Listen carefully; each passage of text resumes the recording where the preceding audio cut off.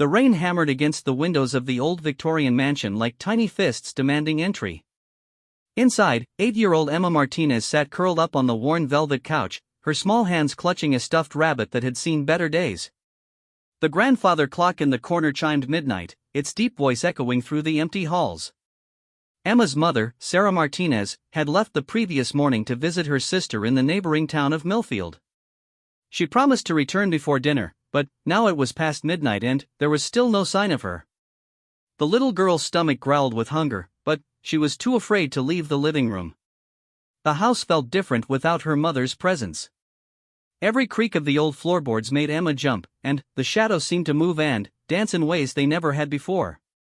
She had tried calling her aunt's house several times, but the phone just rang with no answer. As another flash of lightning illuminated the room, Emma heard something that made her blood run cold. Footsteps. Slow, deliberate footsteps coming from the front porch. They weren't the familiar quick steps of her mother's high heels.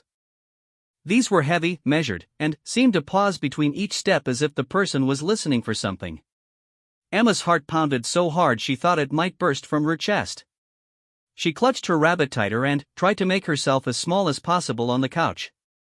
Maybe if she stayed very still, whoever was outside would go away. The footsteps stopped directly in front of the front door. Emma held her breath and counted the seconds. 1, 2, 3. Then came a sound that nearly made her scream, a soft, polite knock on the door. "Hello," came a man's voice from outside. It was deep but somehow gentle. "Is anyone home?" "I saw the lights on." Emma remained frozen. Her mother had always told her never to open the door for strangers, especially at night.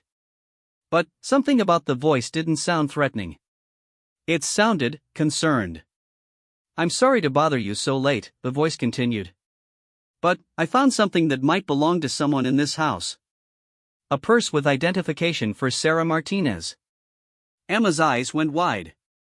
That was her mother's name. She crept quietly to the window and peered through the heavy curtains. Standing on her porch was a tall man in a long black coat. His hair was dark and wet from the rain, and even though she couldn't see his face clearly, there was something elegant about the way he stood. The man seemed to sense her watching him. He looked directly at the window where she was hiding and gave a small, reassuring smile. "I know you're there, little one. I'm not here to hurt anyone. I just want to return what I found." Emma's hands trembled as she approached the door. Every instinct told her not to open it, but the mention of her mother's purse gave her hope. Maybe this stranger knew where her mother was. "Sir?" Emma called through the door, her voice barely above a whisper. "My mother never returned last night. Do you know where she is?" There was a long pause before the man answered. "What's your name, child?" "Emma. Emma Martinez." "Emma," the man repeated, and somehow the way he said her name made her feel less afraid. "I'm Alexander Blackwood. I found your mother's purse near the old bridge that crosses Willowbrook Creek. I'm afraid there's been an accident." Emma's world seemed to tilt sideways. An accident? Her mother was supposed to be safe at Aunt Linda's house. She was supposed to come home with stories and maybe a small gift like she always did after visiting family. Is she hurt?" Emma managed to ask. "I don't know," Alexander replied honestly. "But I think you shouldn't be alone right now. Do you have any other family I could call for you?" Emma thought about her aunt, but the phone at Aunt Linda's house wasn't being answered. Her father had died when she was very young, and her grandparents lived far away in another state. She was truly alone. "There's no one," she whispered. Through the door, she heard Alexander sigh deeply. "Emma, I need you to listen to me carefully. I know your mother told you never to open the door for strangers, and that's very good advice. But right now, you need help, and I'm the only one here to provide it." Emma pressed her forehead against the cool wood of the door. Everything felt like a nightmare that she couldn't wake up from. Yesterday morning, she had eaten breakfast with her mother and complained about having to do her math homework. Now her mother was missing, possibly hurt, and a stranger was the only person offering help. How do I know you're telling the truth about my mother's purse? Emma asked, trying to be brave like her mother had taught her. It's brown leather with a small tear near the clasp, Alexander said without hesitation. Inside there's a picture of a little girl with dark hair wearing a yellow dress, standing next to a woman who looks just like her. There's also a library card, a grocery store loyalty card, and exactly $17 in cash. Emma gasped. He was describing her mother's purse perfectly, including the photo of Emma in her favorite yellow dress that her mother carried everywhere. What happened to her? Emma asked, tears starting to stream down her face. I'm not entirely sure, Alexander admitted. But, Emma, I need you to trust me. I know this is frightening, but I want to help you find out what happened to your mother. Can you open the door? Emma's hand hovered over the door handle. Every fairy tale she had ever read warned about trusting mysterious strangers who appeared at night. But those same stories also taught her that sometimes the most unlikely people turned out to be heroes. Taking a deep breath, Emma slowly unlocked the door and opened it just a crack, leaving the chain lock in place. Through the small opening, she could see Alexander more clearly. He was younger than she had expected, maybe in his 30s, with pale skin and the darkest eyes she had ever seen. Despite his elegant appearance, there was something old about his face, as if he had seen many things in his life. Thank you for trusting me, Emma, Alexander said gently. He reached into his coat and pulled out her mother's brown purse, holding it where she could see it. I promise I'm here to help. Emma stared at the familiar purse, and any remaining doubt disappeared. This man really had found her mother's belongings, which meant he might be the key to finding her mother. She closed the door just long enough to remove the chain, then opened it fully. Alexander stood on the porch, rain dripping from his dark hair, holding her mother's purse with careful hands. May I come in? He asked politely. We have much to discuss, and you shouldn't be standing in the cold. Emma stepped aside and let him enter. As Alexander crossed the threshold, she noticed something strange. The temperature in the room seemed to drop several degrees, and the lights flickered briefly. But when she looked at his face, his expression was kind and concerned, so she pushed her uneasiness aside. Alexander handed her the purse, and Emma immediately opened it to check the contents. Everything was there just as he had described, but the purse was damp and there were small tears in the leather that hadn't been there before.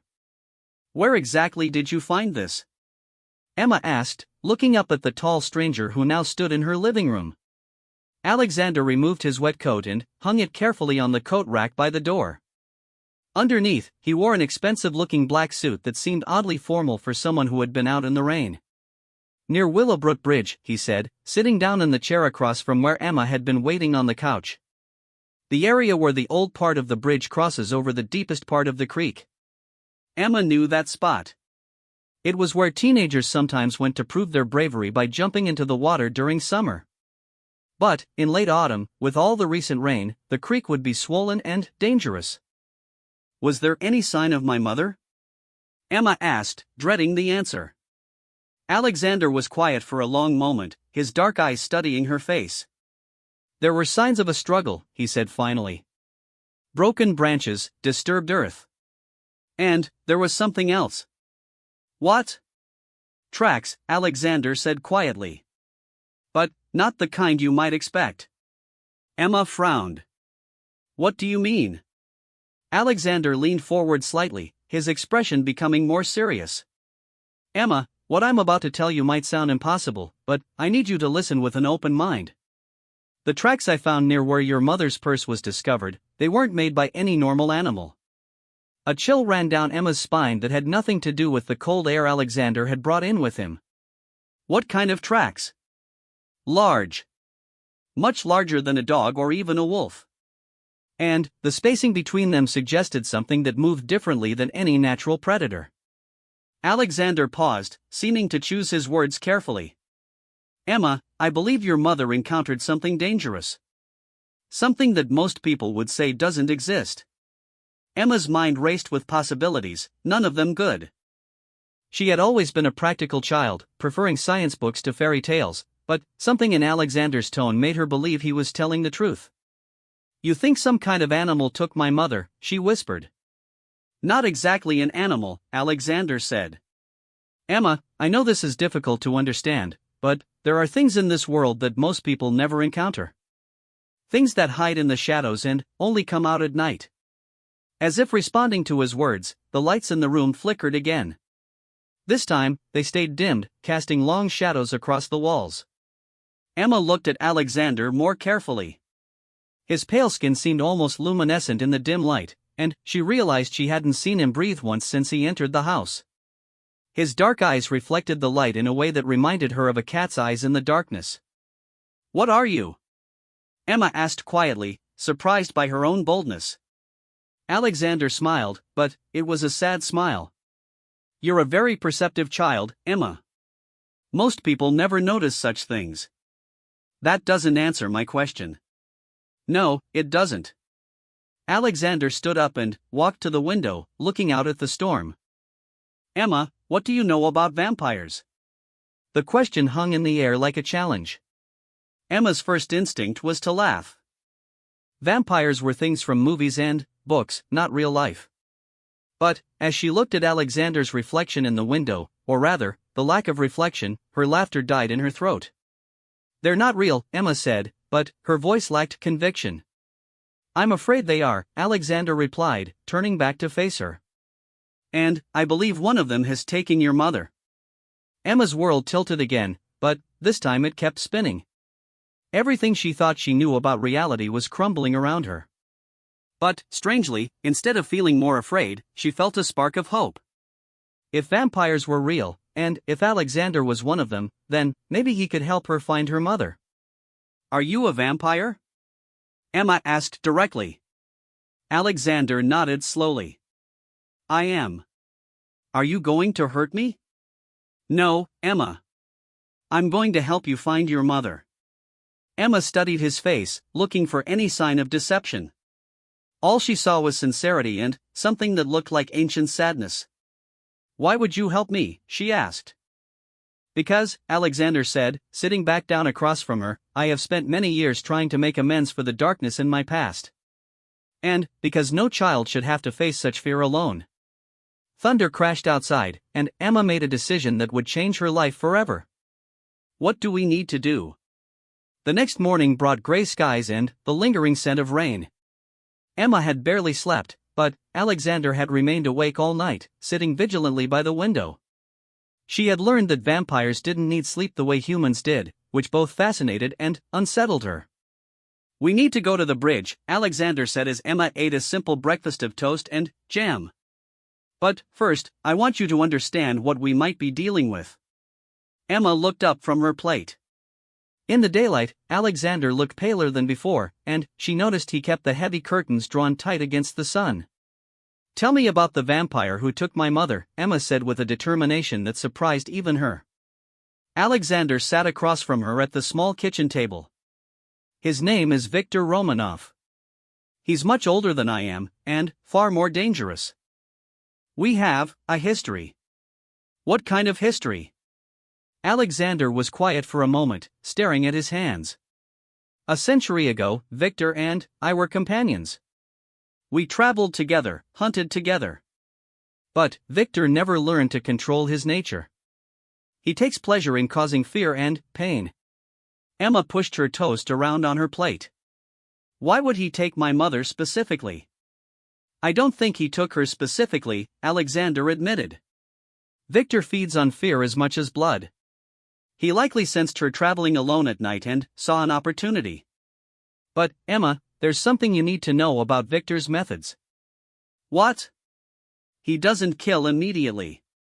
He keeps his victims alive for days, sometimes weeks, feeding slowly to make the fear last longer. If your mother is still alive, she won't be for much longer." Emma's fork clattered to her plate. The thought of her mother trapped somewhere, afraid and hurt, made her stomach twist with anxiety and anger. "How do we find him?" Emma asked, her voice steady despite her fear. "Victor has patterns. He likes abandoned places where he won't be disturbed. Old buildings, caves, places with history and darkness." Alexander stood up and moved to a map he had spread out on the counter. "I've been tracking him for weeks. There are 3 locations within 20 miles where he might be keeping your mother. Emma joined him at the map. Red circles marked 3 spots: an abandoned mill by the river, a closed-down psychiatric hospital on the outskirts of town, and a network of caves in the hills beyond Willowbrook Bridge. "We'll start with the mill," Alexander said. "It's closest to where I found your mother's purse." "We?" Emma asked. "I'm coming with you?" Alexander looked down at her seriously. "Emma, what I'm suggesting is extremely dangerous. Victor wouldn't hesitate to harm a child. But I also can't leave you alone, and I don't think you'd stay behind even if I asked you to." Emma straightened her shoulders. "My mother needs me. I'm not staying behind." Something that might have been pride flickered in Alexander's dark eyes. "Very well. But you must promise to do exactly as I say. Victor is faster and stronger than any human, and he's had centuries to perfect his cruelty."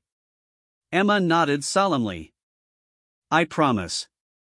They spent the rest of the morning preparing. Alexander explained that vampires had weaknesses: sunlight, running water, wooden stakes through the heart, and holy symbols. He gave Emma a small silver cross that had belonged to his sister when he was human.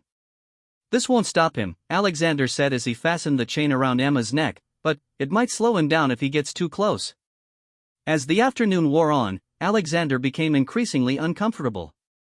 Emma realized it was because of the sunlight, even filtered through the heavy curtains. "Will you be able to travel during the day?" she asked. "I can manage for short periods," Alexander replied, pulling on a pair of dark sunglasses and wrapping a long coat around himself. "But I'll be weaker. We need to reach the mill before sunset, when Victor becomes most active." They left the house as clouds gathered overhead, promising another storm. Alexander had borrowed Emma's mother's car, and Emma was surprised at how normally he drove. Somehow she had expected a vampire to travel in more dramatic ways. The old riverside mill sat on the banks of Willowbrook Creek about 5 miles from town. It had been abandoned for 30 years, and the weathered brick buildings were covered with vines and graffiti. The water wheel that had once powered the mill was broken and still, creating an eerie silence around the property. "Stay close to me," Alexander whispered as they approached the main building. "And if I tell you to run, you run immediately. Don't look back, don't try to help me. Just get to the car and drive to the police station." Emma wanted to argue, but the serious look in Alexander's eyes stopped her. She nodded and stayed within arm's reach as they entered the mill through a gap in the boarded-up entrance. Inside, the mill was dark and smelled of mold and decay. Their footsteps echoed off the concrete floors, and somewhere in the distance, water dripped steadily. Alexander moved with silent grace, his head turning at sounds Emma couldn't hear. "He's been here," Alexander said quietly. "But not recently." They searched the ground floor thoroughly, finding nothing but old machinery and broken glass. But when they climbed the stairs to the second floor, Emma noticed something that made her heart race. "Alexander," she whispered, pointing to a corner where some wooden crates were stacked. There, caught on a splinter of wood, was a small piece of blue fabric. Emma recognized it immediately. It was from her mother's favorite sweater. Alexander examined the fabric carefully. "She was here, but this is at least a day old. Victor has moved her." Emma felt tears prick her eyes, but she forced them back. Crying wouldn't help her mother now. "Where do we look next?" she asked. Alexander consulted his map again. "The old Hillcrest Hospital. It's been closed for 15 years, and the building is isolated enough for Victor to operate without interference." They drove through the gathering dusk toward the abandoned hospital. Emma could see Alexander becoming more animated as the sun set, his movements becoming more fluid and his pale skin seeming to glow faintly in the car's dashboard light. Hillcrest Hospital sat on a hill overlooking the town, a massive brick structure that had once housed patients with mental illnesses. It had been closed amid scandals about patient treatment, and now it stood empty, its windows boarded up and its grounds overgrown with weeds. "This place feels different," Alexander said as they parked at the bottom of the hill. "There's an energy here. Pain, fear, desperation. Victor would be drawn to such a place." They climbed the hill on foot, using a flashlight to navigate the cracked pathway. The hospital loomed before them like something out of a nightmare, its tall windows staring down at them like empty eye sockets. As they reached the main entrance, Alexander suddenly stopped and held up his hand for silence. Emma froze, straining to hear whatever had caught his attention. Then, she heard it, a faint sound coming from somewhere inside the building. It was barely audible, but it sounded like sobbing. "Mom?" Emma whispered, taking a step toward the entrance. Alexander caught her arm. "Wait. It could be a trap." But the sound came again, definitely human, definitely female, and definitely terrified. Emma pulled free from Alexander's grip and ran toward the entrance. "Emma, no!" Alexander called, but she was already pushing through the gap in the boarded-up doors. Inside, the hospital was a maze of dark corridors and empty rooms. Emma followed the sound of crying, her flashlight beam dancing across peeling paint and abandoned medical equipment. The sobbing grew louder as she climbed a staircase to the second floor. "Mom!" Emma called out. "Mom, where are you?" "Emma," came a weak voice from somewhere ahead. "Emma, is that really you?" Emma's heart soared. It was her mother's voice, weak and frightened but definitely alive. She ran toward the sound, no longer caring about danger or vampires or anything except reaching her mother. She found Sarah Martinez in a room at the end of a long corridor. Her mother was tied to an old hospital bed, her clothes torn and her face pale with exhaustion and fear. But she was alive. "Mom!" Emma rushed to the bed and began untying the ropes around her mother's wrists. "Emma, sweetheart, how did you find me?" Sarah asked, tears streaming down her face. "You shouldn't be here. It's dangerous." "I brought help," Emma said, working frantically at the knots. "There's a man named Alexander, and he's going to help us get out of here." Sarah's eyes widened with fresh fear. "Emma, listen to me carefully. The thing that brought me here, it's not human. You need to run. Right now." "I know," Emma said, finally, loosening one of the ropes. "Alexander told me about vampires. But, don't worry, he's one of the good ones." Before Sarah could respond, a slow clapping sound echoed through the room. Both Emma and her mother turned toward the doorway, where a figure was emerging from the shadows. Viktor Romanov was tall and thin, with long dark hair and skin so pale it seemed almost translucent. He wore an old-fashioned black suit and moved with the fluid grace of a predator. His eyes were the color of fresh blood, and when he smiled, Emma could see his sharp fangs. "How touching," Viktor said, his voice carrying a slight accent that Emma couldn't place. "A family reunion. And you even brought a friend to play with." Emma positioned herself between Viktor and her mother, her hand instinctively reaching for the silver cross around her neck. "Alexander!" Emma shouted at the top of her lungs. "I found her." Viktor laughed, a sound like breaking glass. "Oh, my dear child. Alexander can't help you now. You see, I've been expecting him." The room suddenly filled with other figures, pale, thin people with the same red eyes and sharp teeth as Viktor. Emma counted at least 6 of them, all blocking the exits. "Alexander has been hunting me for months," Viktor continued, circling closer to Emma and her mother. "I thought it was time to return the favor. So I took something he would feel compelled to rescue." "You took my mother to get to Alexander?" Emma asked, confused. "Not your mother, child. You." Viktor's smile widened. "I knew that once Alexander met a helpless little girl, his pathetic need to play hero would drive him straight to me. Your mother was simply bait to ensure you would seek him out." Emma's blood ran cold. She had led Alexander into a trap. Everything that had happened, finding her mother's purse, meeting Alexander, coming to the hospital, had all been part of Viktor's plan. "Don't blame yourself, little one," Viktor said, seeming to read her thoughts. "Alexander has always been weak when it comes to protecting innocence. It makes him predictable."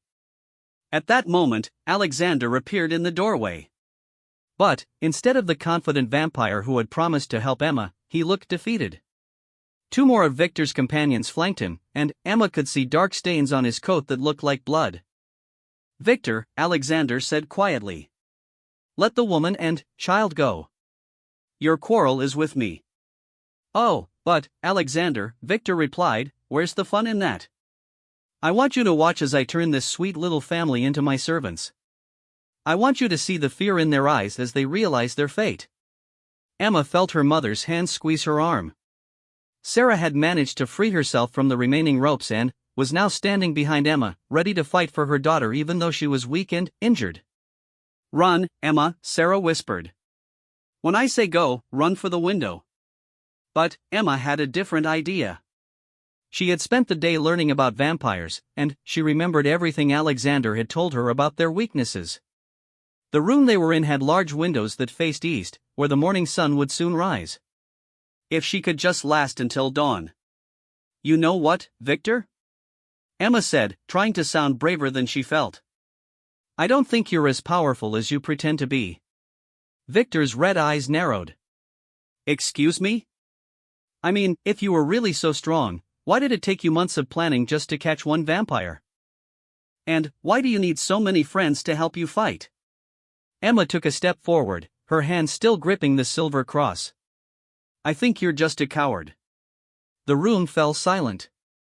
Even Alexander stared at Emma in amazement. No one spoke to Victor Romanoff that way and lived to tell about it. Victor's face contorted with rage. "You insolent little brat. I'm going to make you suffer for that." He lunged toward Emma with supernatural speed, but, as he got within inches of her, the silver cross around her neck began to glow with a brilliant white light. Victor recoiled as if he had been burned, his hand smoking where it had come close to the holy symbol. "Impossible," Victor snarled. "That's just a piece of metal." "Not when it's been blessed and worn by someone with true faith," Alexander said, hope creeping back into his voice. "Emma, do you understand what this means?" Emma looked down at the glowing cross and felt a warmth spreading through her chest. She thought of her mother's love, of Alexander's protection, of all the good things in the world worth fighting for. "It means I'm not as helpless as you thought," Emma said to Victor. The vampire lord backed away, his red eyes filled with fury and something Emma had never expected to see there, fear. And, in that moment, she realized that the real battle was just beginning. The silver cross around Emma's neck pulsed with divine light, creating a protective circle that Victor's vampires couldn't cross. The ancient vampire lord circled them like a caged wolf, his red eyes burning with centuries of hate and frustration. "This changes nothing," Victor hissed, though Emma could hear uncertainty in his voice for the first time. "The cross may protect you now, but its power won't last forever. And, when it fades, I'll be waiting." Alexander struggled against his captors, but the two vampires holding him were strong, and he had been weakened by his exposure to daylight earlier. "Emma, you need to get your mother out of here. The cross will only protect you for so long." Emma looked around the room, calculating their options. The windows were boarded up, the doorway was blocked by Victor's servants, and dawn was still hours away. But, as she studied the old hospital room, she noticed something that gave her an idea. "Mom," Emma whispered to Sarah, "do you remember the stories Grandma used to tell us about driving away evil spirits?" Sarah, despite her exhaustion and fear, caught on immediately. "Running water," she whispered back. "Evil can't cross running water." Emma nodded and pointed to a corner of the room where old pipes ran along the wall. One of them had a large crack, and water was slowly dripping onto the floor. It wasn't much, but it was a start. "Victor," Emma called out, surprising everyone in the room. "I want to make a deal with you." The vampire lord raised an eyebrow. "What could a child possibly offer me?" "A fair fight," Emma said, stepping forward. The silver cross blazed brighter, forcing Victor to step back.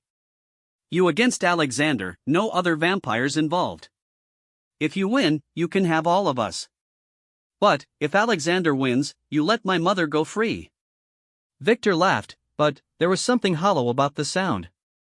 "And what makes you think I would honor such an agreement?" "Because you're afraid," Emma said simply. "You're afraid to fight Alexander one-on-one because you know he might actually beat you. That's why you needed all these servants and this elaborate trap." The other vampires in the room shifted uncomfortably. Emma could see that her words had hit their mark. Victor's face twisted with rage, but there was something else there too, wounded pride. "You dare question my strength?" Victor snarled. "Prove it," Emma challenged. "Fight Alexander alone. Show us all how powerful you really are." Alexander caught Emma's eye and gave her an almost imperceptible nod. He understood what she was trying to do, buy time and reduce the number of enemies they faced. Victor's red eyes blazed as he considered the challenge.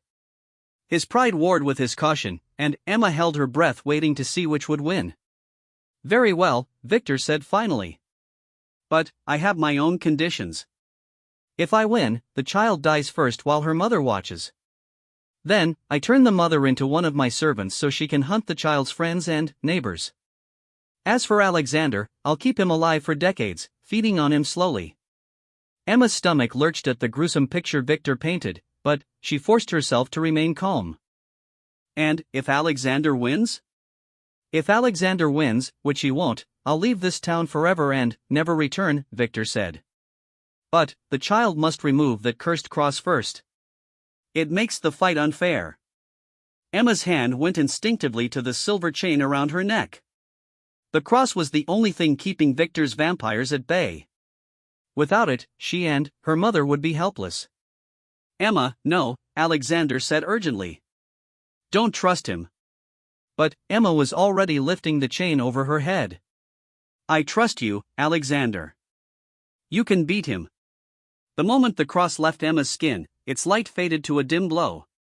Immediately, Victor's servants moved closer, forming a tight circle around Emma, her mother, and Alexander. "Foolish child," Victor purred. "Did you really think I would honor a deal with humans?" Before anyone could react, Victor grabbed Sarah Martinez by the throat and lifted her off the ground. "Here are my real terms. Alexander fights me, but if he lands even one blow, I snap the mother's neck. If he refuses to fight, I kill them both anyway." Emma's heart sank as she realized how completely she had been outmaneuvered. Victor had never intended to fight fairly. He had simply wanted her to remove the cross's protection. "Let her go, Victor," Alexander pleaded. "This is between us." "No, old friend," Victor said, his grip tightening on Sarah's throat. "This is about power. And fear. And showing you that your pathetic attempts at redemption mean nothing."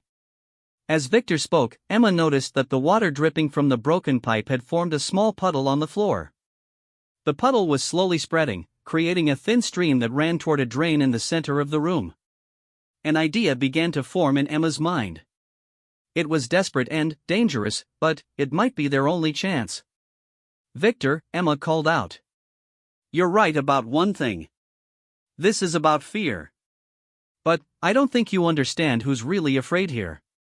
Victor turned his red eyes toward her. "Enlighten me, child." "You've been running from Alexander for months," Emma said, taking a careful step toward the spreading puddle of water. "You've been hiding in abandoned buildings and caves like a scared animal. And now you need to threaten innocent people just to feel powerful again." "Silence!" Victor roared, but Emma could see that her words were affecting him. "You know what I think?" Emma continued, now standing at the edge of the water puddle. "I think you're afraid because you know your time is over. The world has changed, Victor. People don't believe in monsters anymore, which means they're not as afraid as they used to be. And, without fear, what are you?" Victor's face contorted with rage. He threw Sarah aside and lunged toward Emma with inhuman speed. But, in his anger, he had forgotten about the water on the floor. The moment Victor's feet touched the running stream, he screamed and recoiled as if he had been burned. The water hissed and steamed where it contacted his skin, and he fell backward, writhing in pain. Emma had remembered her grandmother's stories correctly. Running water was poison to vampires, especially old ones like Victor who came from times when such beliefs held real power. "Now, Alexander!" Emma shouted. Alexander broke free from his surprised captors and grabbed a piece of broken wood from an old chair.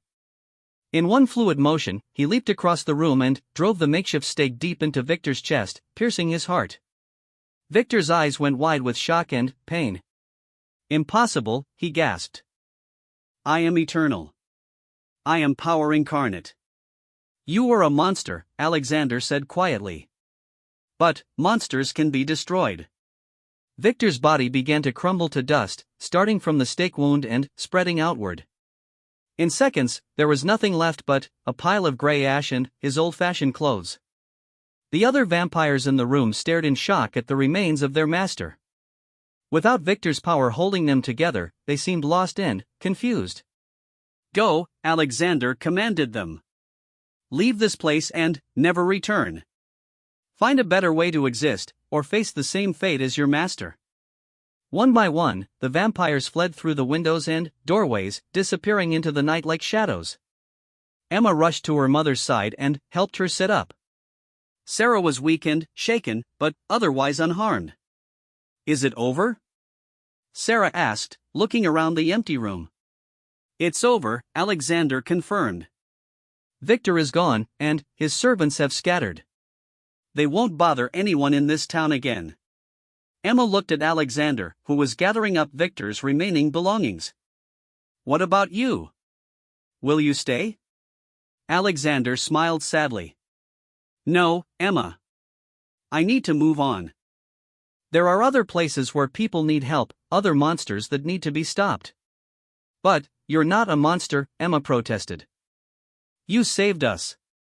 Perhaps, Alexander said. But, I still carry darkness within me. The difference is that I choose to use it to protect rather than harm.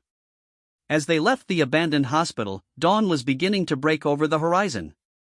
Alexander pulled his coat tighter around himself and put on his dark sunglasses. Will I ever see you again? Emma asked as they reached the car. Perhaps, Alexander said. But, I hope you won't need to. Live a normal life, Emma. Go to school, make friends, grow up to be anything you want to be. The world has enough darkness without you having to face it again.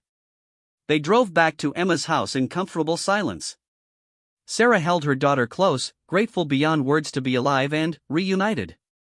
When they pulled into the driveway, Alexander helped them both inside. There's one more thing, Alexander said, reaching into his coat. He pulled out a small wooden box and handed it to Emma. This belonged to my sister when I was human. I want you to have it. Emma opened the box and found a beautiful silver locket shaped like a rose. Inside was a tiny photograph of a young woman who looked remarkably like Alexander. Her name was Catherine, Alexander said. She was brave and kind, just like you. She would have liked you very much. Emma fastened the locket around her neck, next to the silver cross. Thank you, Alexander. For everything. As the sun rose higher, Alexander prepared to leave. But, before he reached the door, Emma had one last question. Alexander, why did you really help us? You said it was to make amends for your past, but it was more than that, wasn't it? Alexander paused at the threshold and looked back at her with his ancient, sad eyes. Because, Emma, in all my long existence, I had never met a child who faced a monster and chose to protect others rather than herself. Your courage reminded me that even in darkness, there is light worth preserving. And, with that, Alexander Blackwood stepped out into the morning sun and disappeared, leaving behind only the memory of an unlikely friendship and the knowledge that sometimes, even monsters can choose to be heroes. Emma and her mother spent the rest of the day recovering and trying to process everything that had happened. They agreed to tell people that Sarah had been in a car accident and had wandered away in a daze, losing her memory temporarily. It wasn't entirely untrue, she had encountered something that defied normal explanation. In the weeks that followed, life gradually returned to normal. Sarah recovered from her ordeal, though she was more cautious about traveling alone at night. Emma went back to school, though she found herself paying more attention in her classes about mythology and folklore. Sometimes, late at night, Emma would touch the silver locket around her neck and wonder where Alexander was. She hoped he was safe, wherever his journey had taken him. She hoped he had found other people to help, other wrongs to right. And, sometimes, just sometimes, she thought she saw a familiar figure in a long black coat standing under the streetlights, watching over her neighborhood. But, when she looked more carefully, there was never anyone there. Emma kept Alexander's secret, as she knew she always would. But, she also kept his lesson, that courage wasn't about being unafraid, but about choosing to do what was right even when you were terrified. She never saw another vampire, and, as the years passed, the whole experience began to feel like a vivid dream. But, the silver locket remained real, and the memory of a lonely immortal who had chosen to protect rather than prey served as a reminder that in a world full of darkness, individual choices could still make all the difference. Emma Martinez grew up to become a social worker, dedicating her life to helping children who found themselves in dangerous situations. She never forgot the night when a vampire named Alexander Blackwood taught her that monsters and heroes weren't always what they seemed to be. And, though she never saw him again, she carried his memory with her always, a reminder that even in the darkest moments, there was always hope for redemption, protection, and the triumph of light over darkness.